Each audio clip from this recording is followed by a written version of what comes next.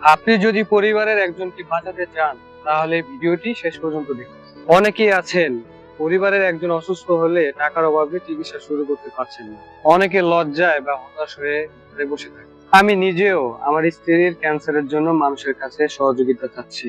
এই পথ চলতে গিয়ে অনেক বাস্তব অভিজ্ঞতা শিকার হয়েছে, তাই আজকে এই ভিডিওর মাধ্যমে আমার অভিজ্ঞতা আপনাদের সামনে শেয়ার করব। একটা বিষয় আমি খুব ভালোভাবে বুঝতে পারছি যে আপনার কষ্টের কথা আপনি ঘরে বসে থাকলে কেউই জানতে পারবে না, আর ঘরে বসে থাকলে আপনার চিকিৎসা টাকাও আসবে।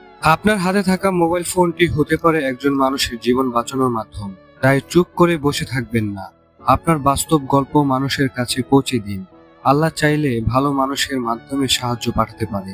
মনে রাখবেন, সাহায্য চাওয়া দুর্বলতা নয়, একজন প্রিয় মানুষের জীবন বাঁচানোর জন্য সর্বোচ্চ চেষ্টা করাই পরিবারের দায়িত্ব।